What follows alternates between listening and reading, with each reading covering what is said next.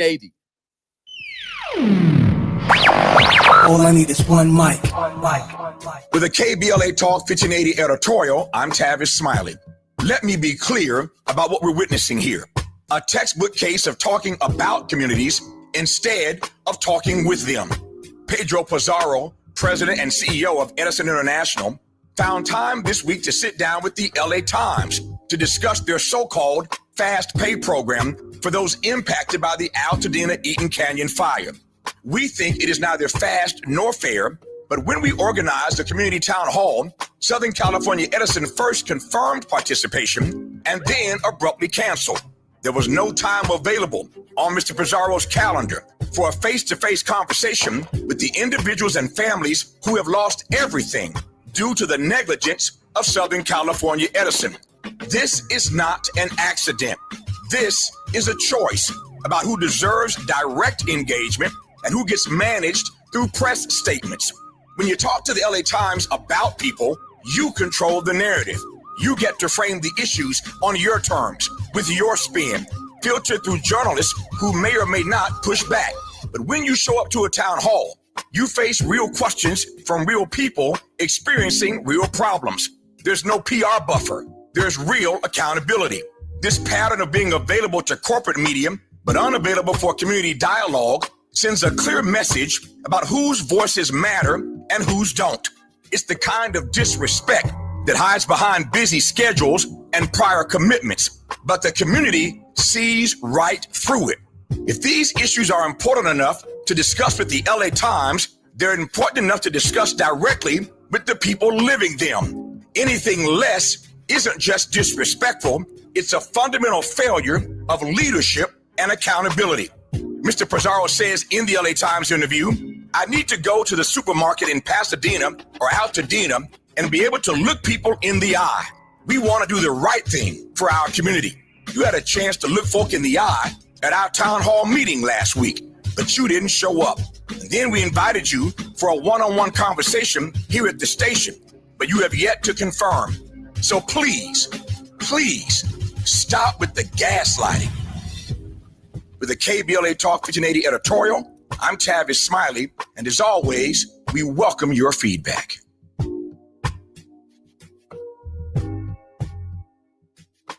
The blackness, keep on. Never say die, keep on. Blackness, keep on. Never say die, keep on.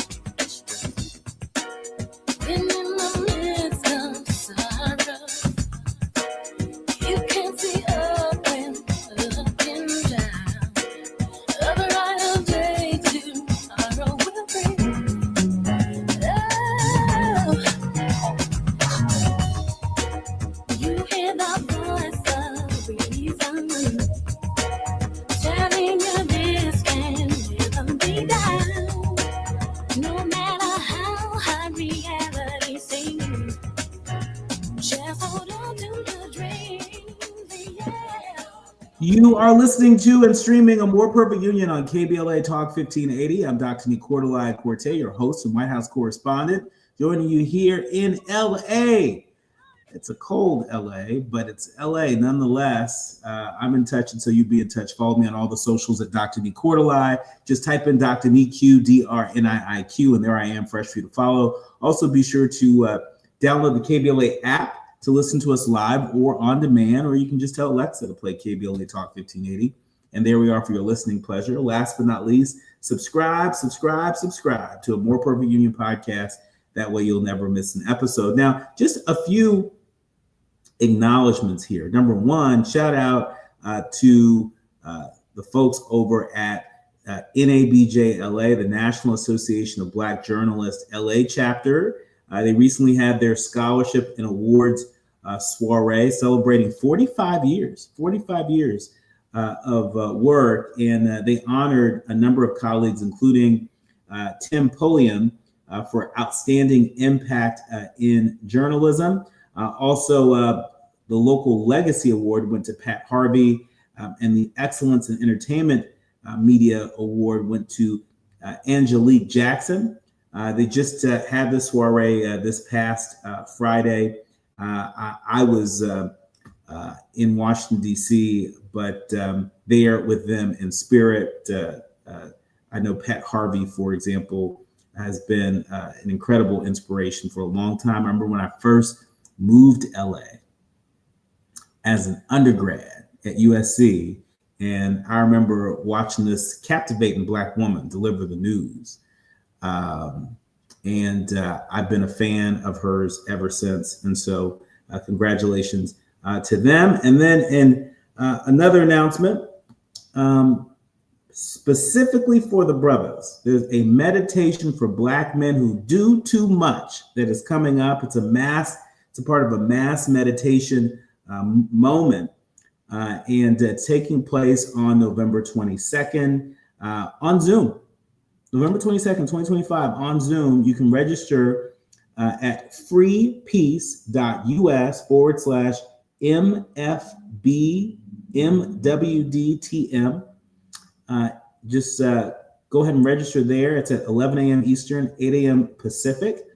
And so if you're looking for a little bit of peace, and if you're looking to enjoy some community, or if there's a Black man in your life that needs this, be sure to share.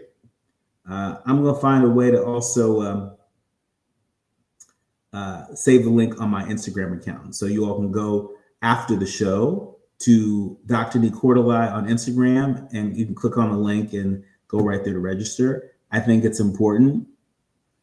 Our health from the neck up and neck down. And so shout out to Kenji Summers and all the folks that have organized this meditation for Black men who do too much. Now it's time for your National News Roundup. It's time for you to decide the good, bad, and ugly headlines of the day. And kicking us off, I feel like every day there's another example of costs going up. And it's like, dang, how much more are we going to have to come out of pocket? For our leaders, learners, and listeners that are a part of Medicare Part B, you definitely want to hear this. It's official. USA Today is reporting that Medicare Part B 2026 premium is going to eat a big chunk of the Social Security cost of living adjustment.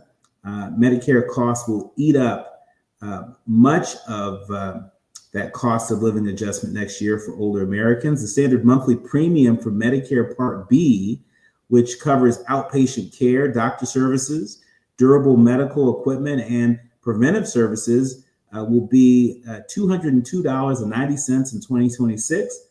That's according to the Centers for Medicare and Medicaid Services. That's up a little less than $20 or nearly 10% from what it was this year in 2025. It's smaller than the $21.50 increase the Medicare trustees had forecasted earlier, but still second largest. It's the second largest dollar jump in the program's history. And so seniors were the only ones who saw an increase in poverty in 2024. All other age groups saw a decrease or it stayed the same. So that's part of the reason why this stuff matters. Some people might think, okay, what is $20? Well, if you're on a fixed income, $20 could make the difference between, a meal or two. It could make the difference between, getting your medication refill when it needs to be versus, delaying that a little bit. When you're on a fixed income, every dollar counts. Every dollar counts. And so We want to make sure that our leaders, learners, and listeners are not surprised by that. And so keep in mind, you heard it here from us. In news overseas that I think is extremely important, because you got to connect the dots. You know, years ago, the former president of Amnesty International told me that local policy here in the United States is also international policy, because there's always some country, some municipality around the world is paying attention to what we do and how we do it. With that in mind, NPR is reporting that the U.S. is deporting dozens of migrants to Ukraine amid a war. That's right, the U.S. deported 50 people, 50 people to Ukraine just this week, according to Ukrainian border officials, in what appears to be the single largest such deportation from the U.S. since the country's been at war with Russia. The flight landed near the Polish border in the early hours just this past Monday. And since Russia's invasion in 2022, ICE has deported 105 Ukrainians in total, with 13 in the last quarter of 2024, according to the latest data available in ICE's publicly available tracker. The Trump administration originally wanted to send 80 people on the flight, and that's according to Ukraine's ambassador to the U.S. The original list also included at least one person that Ukraine had previously been unable to claim as a citizen in their country. It wasn't immediately clear why only 50 people out of a group of 80 ended up in Ukraine. But the fact that we're deporting people to a war zone, that's what we're doing these days. Forget about the Wild Wild West. That's the Wild Wild DC right there. Finally, back here in the U.S. in more exciting news, shall we say, Iyanla Vanzant, she's coming back. Iyanla's coming back. She's coming back. She's coming back. What do I mean by that? Well, Iyanla Vanzant is back to fix our lives in Iyanla, the Inside Fix. The Griot is reporting that at a time when news headlines and societal changes seem to be giving everyone collective whiplash, Iyanla Vanzant is stepping back into our homes to say, "Not on my watch," in a new show. For years after the series finale of her hit show, Iyanla Fix My Life, which, full disclosure, my husband, Montre Burton, was a supervising producer on. In fact, we got an NAACP Image Award in the house because of the great work that Iyanla did with the support of her team. Iyanla and the Oprah Winfrey Network, they're teaming up again for a new series. It's called Iyanla, the Inside Fix. Where Fix My Life invited us to confront the pain that shaped us, the Inside Fix invites us to meet the truth that can set us free, bringing back hard truths and tender lessons, and her trademark spiritual recalibration that made her one of TV's most impactful healers. Iyanla Vanzant's new show is expected to explore how the challenges we face and the way we heal have evolved in today's fast-changing world, inviting viewers to reflect, reframe, and reconnect with the lessons that still matter most. We love it. We love it. We love it. I oftentimes say that we can't heal what we don't talk about. And I think one of the gifts that Iyanla Vanzant has is being able to set the scene and create an environment and give us language to be able to talk about the things that are getting in the way of our healing, to be able to clear those sort of mental hurdles that make it hard for us to see the fullness of ourselves and the fullness of the people who may have harmed us. And so I'm looking forward to seeing Iyanla back on the air, and I have a feeling you may be too.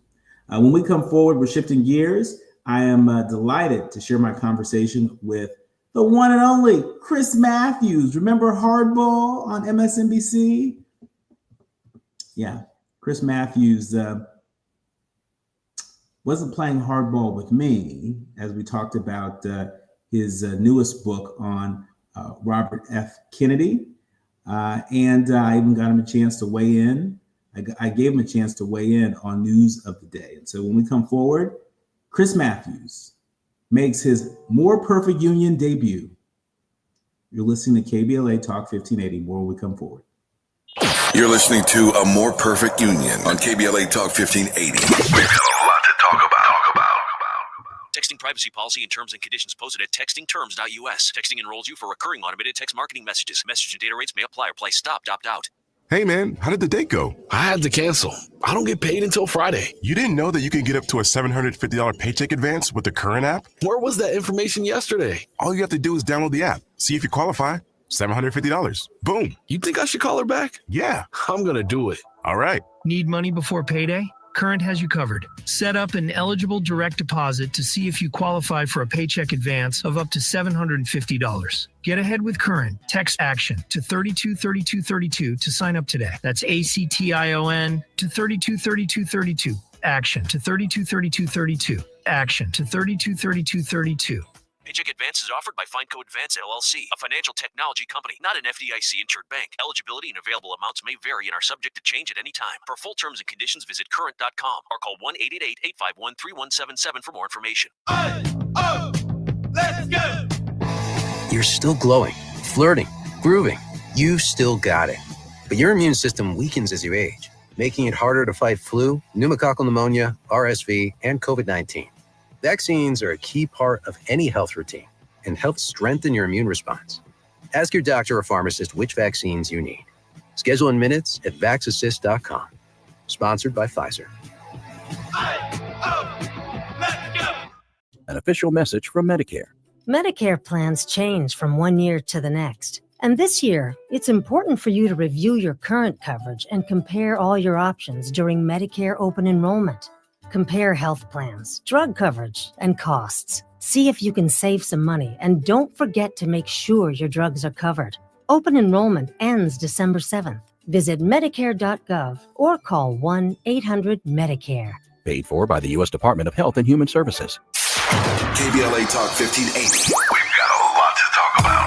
KBLA Talk 1580 reminds you, when we fight, we win. The Youth Justice Coalition is challenging America's addiction to incarceration and discrimination. YJC works to dismantle policies leading to mass incarceration, law enforcement violence, and the school-to-prison pipeline. Their approach? Transformative justice, community intervention, free LA high school, legal defense, and system monitoring. YJC promotes safety without relying on prisons. Their goal? Prevent system contact and help people exit the system through direct action, advocacy, and education. Want to get involved or need help? Call 323-235-4243. That's 323-235-4243. Join YJC in creating change. When we fight, we win. KBLA Talk 1580, your voice for justice. This is a community call to action from KBLA Talk 1580. We have no permanent friends or permanent enemies. Only permanent interests. As we effort to build a more perfect union. You are listening to and streaming A More Perfect Union on KBLA Talk 1580. I'm Dr. Nii-Quartelai Quartey, and it is an honor to be in conversation with the one and only Chris Matthews. We're here today talking about his new book, Lessons from Bobby, 10 Reasons Why Robert F. Kennedy Still Matters, which is out right now. It coincides with the 100th anniversary of RFK's birthday. Welcome to the show, Chris. Thank you. And so first things first, let's talk about the origin story of your fascination, your interest in the Kennedys. Anybody who used to watch you on Hardball and on other shows, we know how much you oftentimes talk about the impact, the lingering impact of the Kennedys. Why did you decide to write this book now? Well, actually, this particular reason, I got a call from the editors of Simon & Schuster, my publishing house, and they said it's the 100th anniversary of Bobby's birth. Get working on a book. So I went out and worked on it pretty hard. And I think the argument, I guess, to remind people there is an RFK, not just an RFK Jr., that there's a real RFK behind all this. I notice that Trump tends to say RFK as if he's the first one. I don't think that's accurate. I mean, this guy is known because of his father. That's what I mean, Martin, I mean, just there's some great quotes in my book of John Lewis, for example, that said when Jack Kennedy was killed, he said, well, we still have Martin Luther King and we still have Bobby Kennedy. And then Martin Luther King was killed. And then he said, but we still have Bobby. And then he said, we didn't have Bobby. There was a real emotional connection among the civil rights people, white guys too, about what they could accomplish. And it was gone. Yeah. I mean, you mentioned how Trump oftentimes refers to RFK Jr. as RFK. Talk to us about, what damage has RFK Jr.'s joining the Trump administration as HHS secretary, pushing an anti-vax agenda and so forth. How much damage has that done, if any, to RFK's legacy? Well, the family doesn't want to talk about it, just to be blunt. The Kennedy family, they don't want to talk about it. They're very smart. They don't give me quotes. They don't say things that I can quote and say, well, somebody said this. And they don't do that. So it's like, I mean, I remember going to visit Ethel Kennedy, his mom, and the question was, first of all, the nurse who was looking after her was an older woman. She said, you only have 20 minutes with her, and don't bring up her son. Don't bring up her son. I mean, think about that. It was that sensitive. And that was the case up in Hyannis 2 summers ago. I think they're hurt by it. Yeah. All you have is the memory. You have a memory of what your brother did your dad did in terms of civil rights and the Vietnam War and the Cuban Missile Crisis and all those courageous stands he took. And then you have the son come along, who was a pretty good environmentalist when I knew him, and he's not anymore. He's out doing this anti-vax thing, and you have to wonder, why is he doing it? And Trump, well, we know what he's doing. He's exploiting it, I think he's exploiting it. It's fascinating to me. I mean, Chris, you've interviewed a lot of people over the years. And so the fact that you landed an interview with Ethel Kennedy to participate in this book, and they only gave you 20 minutes. So, what does Chris Matthews do with 20 minutes with Ethel Kennedy? No, it's just that she's old. It was old. She's old. She's probably near the end. But she's always been friendly. She was always helpful to me in writing my books. Ethel was always good. And her daughter, Kathleen, very helpful in sorting out what happened and why it worked at different ways. And their kids have been helpful to me too. When you're writing books about history, all you have is the people who were around at the time, who actually knew this guy. And they were always good. So I got no problem. The Kennedy people have Ted Sorensen, who was a writer for Jack Kennedy, George Stevens. I just interviewed him on this book. They've always been helpful to me. Ted Kennedy O'Donnell's people. I've always been able to get access to the Kennedy people. Yeah.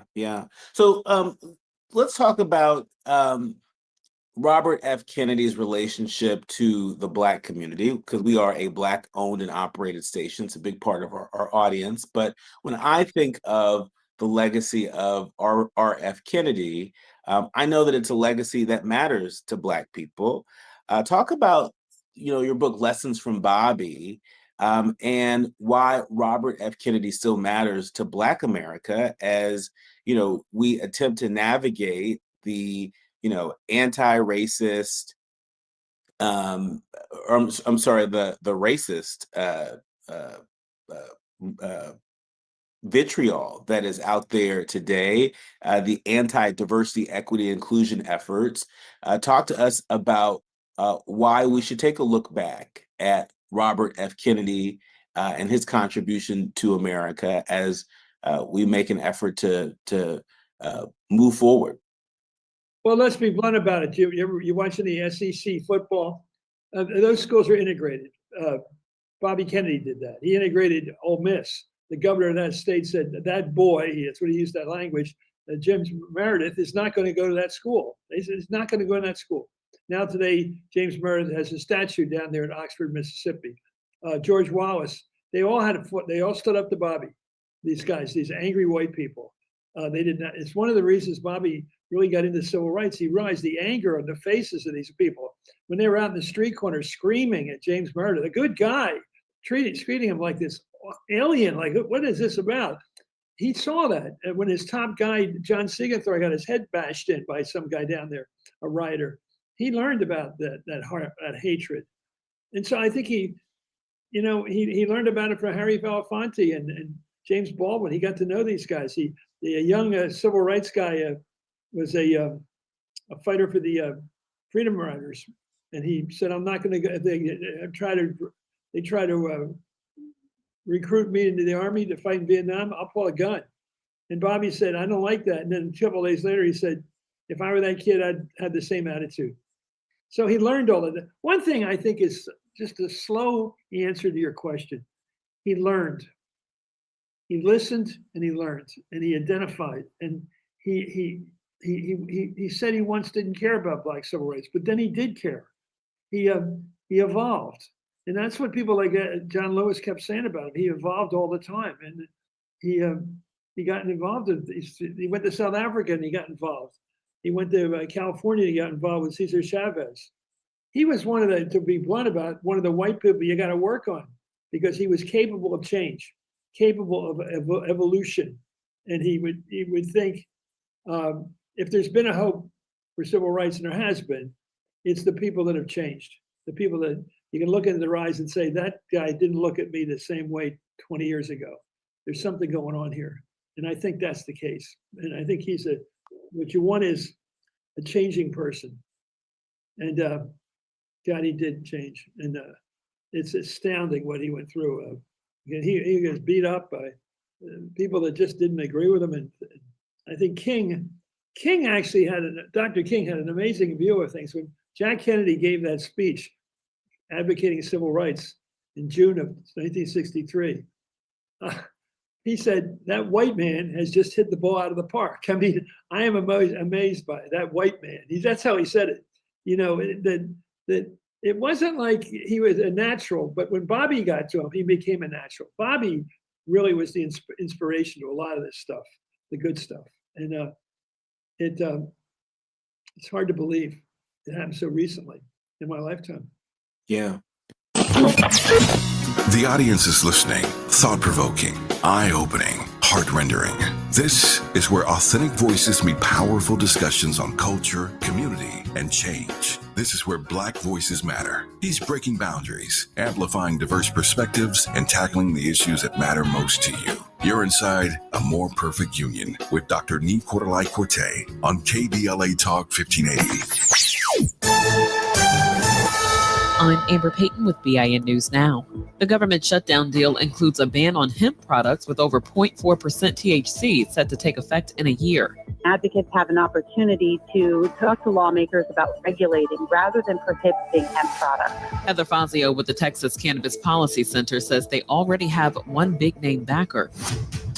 New York City's Black Mayor Eric Adams is continuing his visit to Israel, where he toured Hamas terror tunnels and visited the site of the October 7th attack.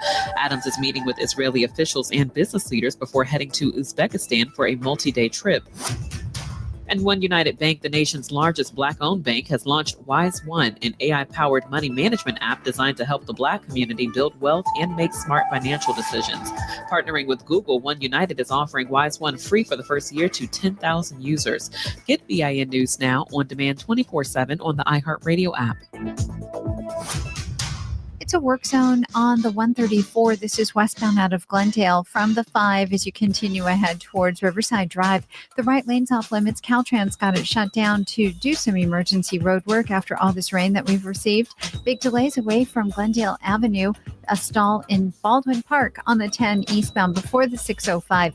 They've pushed it into the center divider, overall slowing from Temple City Boulevard. And we're also checking out Encino on the 101 northbound at Haskell. A crash is off to the shoulder, but you're on the brakes overall out of Hollywood from Melrose. Santa may check his list twice, but Nissan quality checks every model thousands of times. Add a Nissan to your list to save big on Rogue, Pathfinder, Frontier, and the entire award-winning lineup at the Nissan year-end event. Shop your Southern California Nissan dealers and NissanUSA.com today. This is the KBLA Sports Minute with Ray Richardson.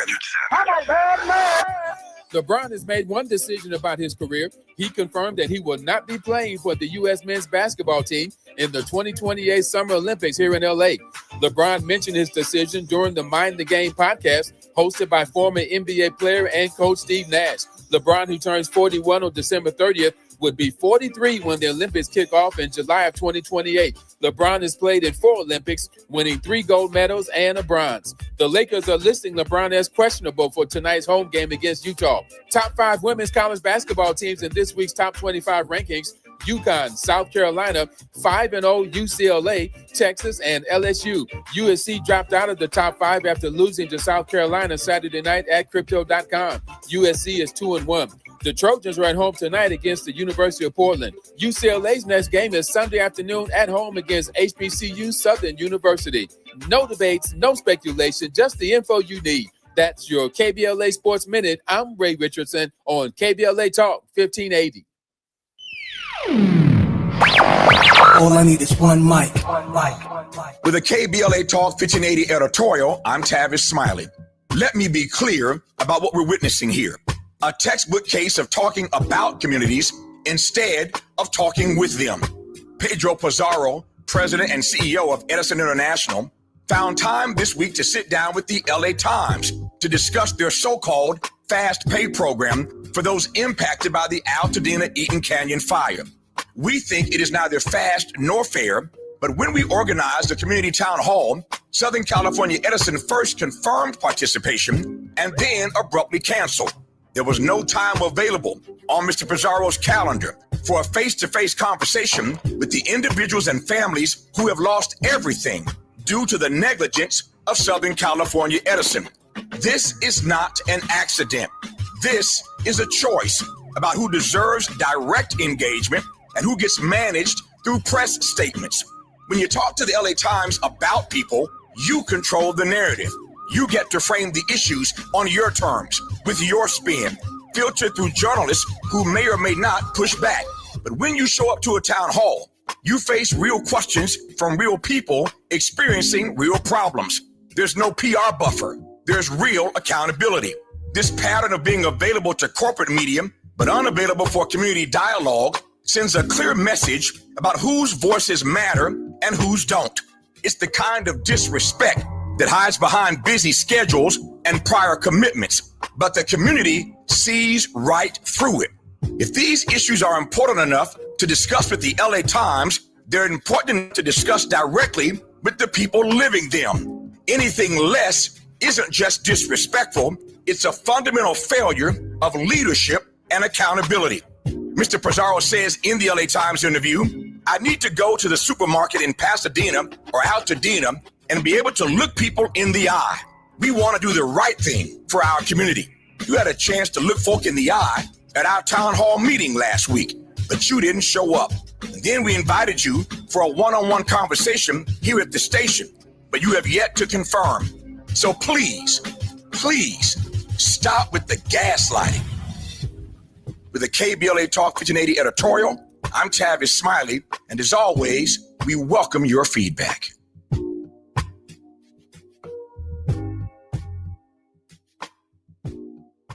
We asked seniors how to prevent Medicare scams. My best advice, if you get a phone call, do not talk to the person. These people are well trained. Don't talk to them. They don't know me. They're just trying to scam me. Don't be fooled. Hang up.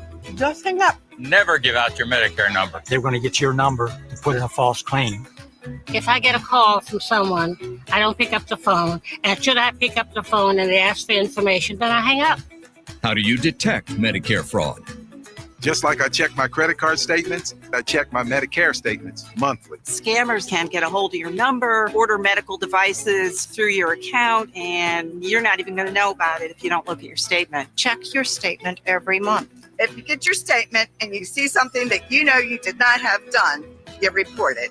Call your senior Medicare patrol. To report Medicare fraud, call the Senior Medicare Patrol at 855-613-7080. Hit me! National news, the consequence, informed opinion, and analysis beyond the headlines. You're listening to A More Perfect Union on KBLA Talk 1580. Yeah. You know, in the book, you make the point that Bobby Kennedy, he really exemplified the sort of moral leadership and political bravery. A few things that a lot of folks feel is lacking in the body politic today. And I'm curious, you know, what lessons do you think leaders, both existing and emerging leaders in the Democratic Party can learn from the life and legacy of Bobby Kennedy as you know it? I think it's guts. And, you know, Jack Kennedy, his brother, wrote Profiles in Courage. And it was how senators love their life. Don't go for this. Senators are all afraid. They love their life. They love being U.S. senators. You walk around with a certain dignity. I used to say that on the Hill when I worked up there, they have a certain way of walking senators. There's certain way they walked, a certain privilege they had.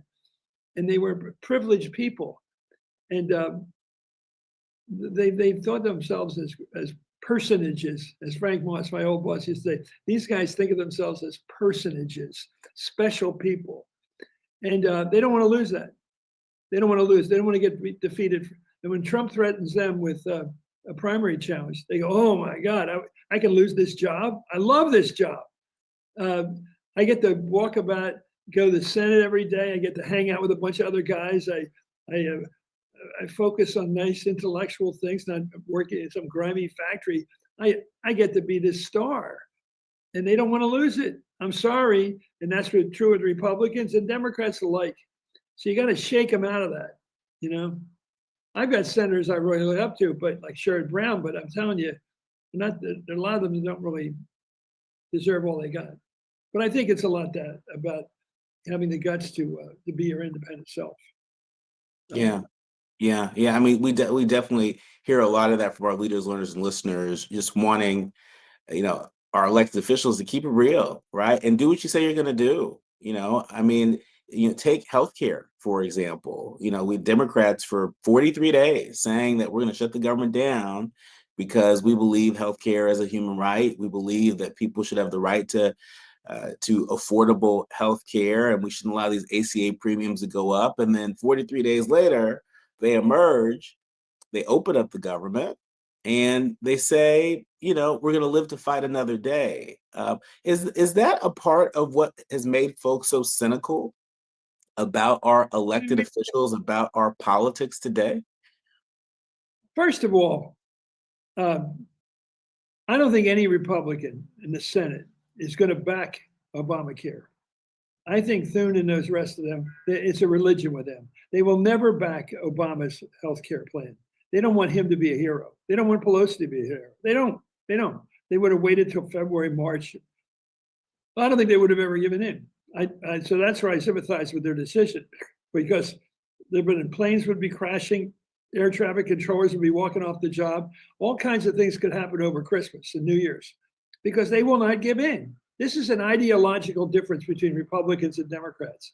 Republicans believe in big tax cuts for the rich and huge tax cuts. I mean, nobody talks about how much money somebody's getting in their bank account because of this standoff, but they're getting it. And I think that the price is, I mean, at Mar-a-Lago, every time I think of Mar-a-Lago, I think it's the Bastille. It's like the French Revolution. The Democrats should crash the Bastille, because everybody down there is living off him. Everybody down there, they're getting away from paying taxes in New York or somewhere else. They get out of that place, Florida, they get tax breaks. And then on top of that, they get all the tax stuff from Trump. This guy is lording it over these. He's making money on the side. You know, we all know that. We're watching it. I don't know how he has time to make money, but he is. You know, I think corruption looks pretty obvious to me. Mm-hmm. I think it's awful. Yeah. I mean, very, very much. A working white guy and a working black guy are brown guy is out there saying he's great. Oh yeah, is he? Is he great? I don't think so. You know, this guy, he's 37% in the poll right now. He's getting down. I want to see that chip away. I think the Democrats are going to pick up 30 seats in the next election. I'm sorry, that's what I think. I think it's a change election. It's not a hold election. This isn't about holding what we got. It's going to be about change. And I look at the spending that he's done, it caused the prices going up, and fighting the Fed. He wants lower interest rates. That means more prices go up. He wants tariffs. That means prices go up. I mean, I think the guy's working against people. Chris, I've got to ask you, how worried are you that we will have a free and fair election in 2026? We know that this White House has been flirting with the idea of invoking the Insurrection Act, which would, give the president control over law enforcement across the country. We know that this president has already not been shy about deploying the National Guard, even from neighboring states to other states. How concerned are you of all the elections you've experienced in your lifetime, all the political reporting that you've done over the years? How concerned are you that we here in the United States will have free and fair elections in 2026?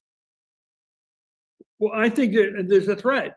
And I think when I was in the Peace Corps over in Africa, I'd walk around, hitchhike around, and I always said to myself, I come from a real democratic country. Whatever else is going on in the world, we have honest elections. I don't know if that's going to happen.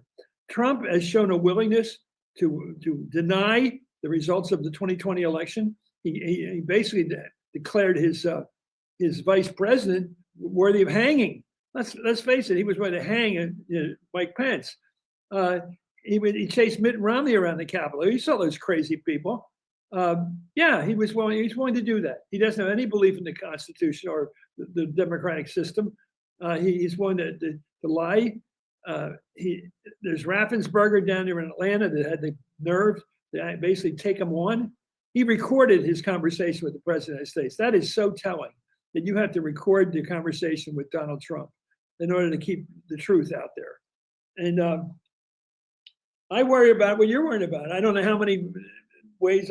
I'm just hopeful that it's going to be such an overwhelming defeat of Trump that he's going to have to face it. I don't think it's going to be this Texas thing of 5 seats and California backing it off with another 5 seats. I think that's penny ante. I don't think it's going to be that way. I think it's going to be a big win for the Dems. Not because the Democrats are so great, mind you. It's just that people are gradually connecting themselves to this guy, Trump. Yeah. And speaking of big wins, we know that folks that are running, and I believe it's New York's 8th district, Jerry Nadler's old seat. They're all hoping for a big win. But talk to us about the significance of Jack Schlossberg, John F. Kennedy's only grandson, getting in the race at 32 years old, running for Congress. Is he the next Kennedy to carry the legacy into Congress? I don't want monarchy. I don't want hereditary monarchy. I want elections open. I want anybody in that race, this serious candidate for the people in that district, to get elected. I do not want the Dauphin, as they say in France. I don't want the Dauphin to win. If he wins, he wins, but only if he earns it. And I don't know if he's earned it. I mean, the politics is local. Tip O'Neill used to say all politics is local. It is. You end up liking the person who worked really hard for you as a constituent. I would think that guy will do well. The other guy that now they're supporting. I don't, anything that sounds like monarchy, I'm against. I don't want Prince Andrew to be elected to anything. Let him do what he wants. He'll be famous, but the people have got to get over this. Jack and Bobby were great people, but the idea of electing their grandkids is a little insane, isn't it? I mean, really, that's what we want to do? You think you can get some of the old magic from the grandkids? I don't think so. We'll see. Chris, in our remaining moments with you, I would be remiss if I didn't ask you about sort of the state of the media ecosystem. For so many years, we've watched you, get to the heart of so many matters, and we don't see that bravery. We don't see that point of view as strong as it once was. Whether we're talking about cable news on the left or other outlets. Talk to us about your view on just sort of the state of the media ecosystem, as there are reports that the Saudis may be putting in a bid for Warner Brothers Discovery. We know that Skydance, the company that purchased CBS Paramount, they've put in reportedly a few bids to take over Warner Brothers Discovery, including CNN. What are your thoughts on the state of American media? I read the Washington Post editorial the other day, and I can't understand it. It doesn't. It used to have a liberal point of view, and that was problematic to some extent. But at least you knew where the Post was. Today, I don't know where they're at. I was in New York City at a moderate hotel doing my book tour last week, and I asked the woman behind the counter, "Where can I buy a newspaper?" There aren't any here. Do you hear that? There aren't any newspapers in New York City, the biggest city in the country. You can't find a newspaper. Even the New York Post, you can't find in New York. What are people talking about? They're getting it off of they're picking it up in bits and bytes. And I always ask, how do the kids know what the jokes are about on Steve Colbert or Jimmy Kimmel? How do they know the joke? How do they get the joke? They're not getting it from the news. They're getting it from social media, I guess. But they don't understand the issues. Nobody wants. I go to small towns in Pennsylvania where it's getting very Republican, and I try to find any kind of like a gift shop. I don't know if you remember gift shops. They used to have gift shops in these towns. They're all gone. There's no gift shops. There's a gas station and an angry guy pumping gas, and he's angry. And if you ask him how he's going to vote in the next election, he'd say, "How are you going to vote?" And that's the answer you get. If you're a reporter, you "How are you going to vote?" Okay, so they don't trust the press. They're angry, and these are white people, and they're kind of like, what are angry about? But they are angry, and there's no newspapers. I swear, when I was growing up, there were all these columnists that you love. You always want to know, is he getting along with the columnists? And Jack Germán or somebody, or Robert, whatever, Evans and Novak. There were all these people. There are no columnists today that matter. There's nobody you want to win over. That's gone. It's a whole cultural layer that we don't have anymore to sort of insulate us and to introduce us to politicians. Like they get to know them before we do, so we can sort of figure out what we think of them. Gone.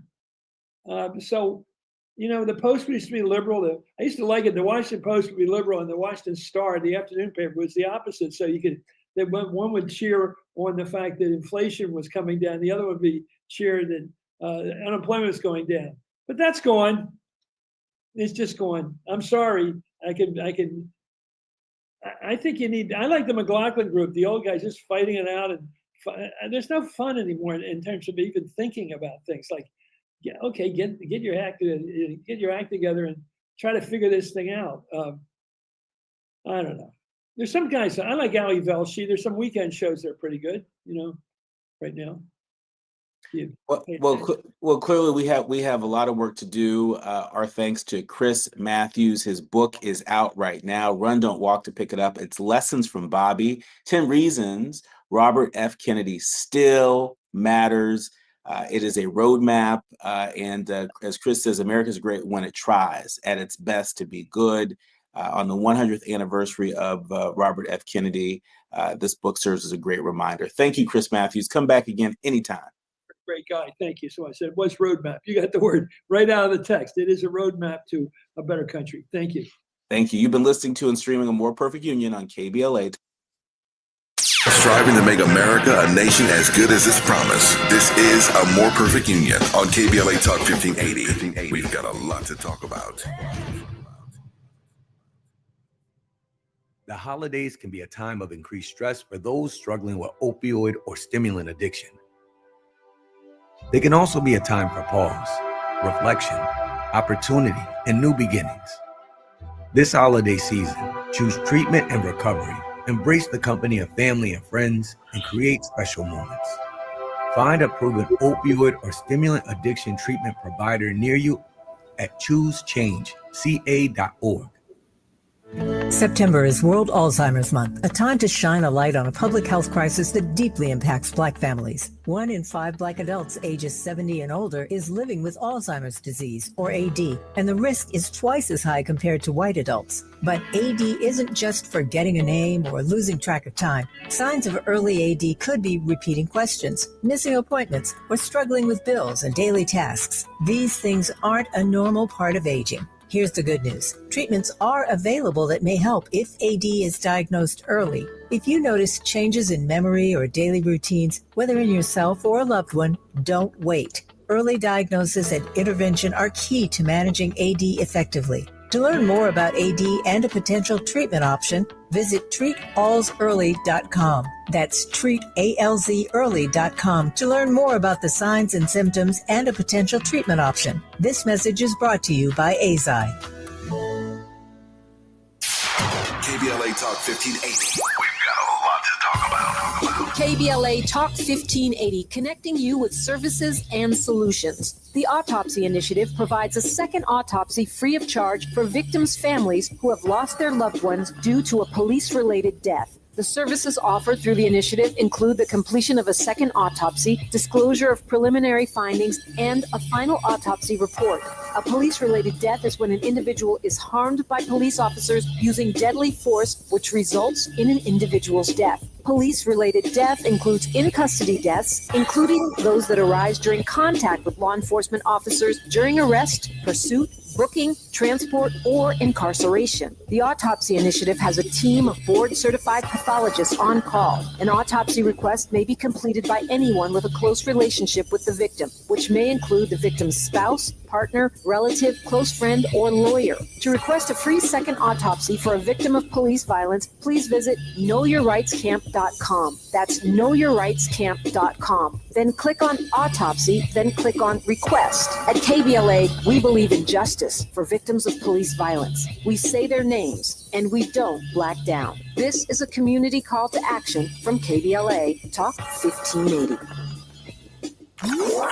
Notable journalists, industry leaders, lawmakers, change makers, tastemakers, and you working to build a more perfect union on KBLA Talk 1580. You are listening to and streaming A More Perfect Union on KBLA Talk 1580. It is about that time for the quiet part out loud. Look, I'm not sure if the students are all right. The LA Times reporting that students oppose UC tuition hikes, and leaders say that the campus needs money in the Trump era. What happens next? It's as good a guess as can be. University of California regents are facing an uncertain financial outlook amid the Trump administration's cuts, a significant reduction in state funding, and growing inflation. And guess what? They're going to vote this week on whether to increase tuition and put aside a smaller portion of that money for financial aid. Now, this is a pretty highly anticipated vote. It's happening this Wednesday. It's generated intense opposition from students. In fact, student government leaders from all 9 undergraduate campuses, they plan to protest outside the regents' meeting at UCLA to oppose the hikes, and they intend to make a long shot plea for no increases. In fact, on a social media post from the UC Student Association, they said, quotes, "Rally against the UC, stop tuition hikes, debt is not a rite of passage." The UC Student Association represents 236,000 undergraduates from as far north as UC Davis to as far south as UC San Diego. UC leaders say that the proposal renews an existing policy assuring, quotes, tuition stability for entering students, locking in their tuition rate for up to 6 years of study while generating enough money to sustain the system during financially unstable times. Supporters say that the policy benefits cash-strapped students. It ensures continued financial aid and allows parents to plan long-term for education costs. The original program, which was passed 4 years ago and expires next year, also faced strong opposition. But UC says that it has resulted in lower tuition rates when compared to tying the cost strictly to inflation. Leaders say that growing enrollment coupled with financial strains, the UC recently requested a $130 million zero-interest loan from the state of California to make up for lost state funds, and they've made that annual increase more urgent. And so, I just want to draw a direct line between your vote and the federal resources that universities across the country rely on.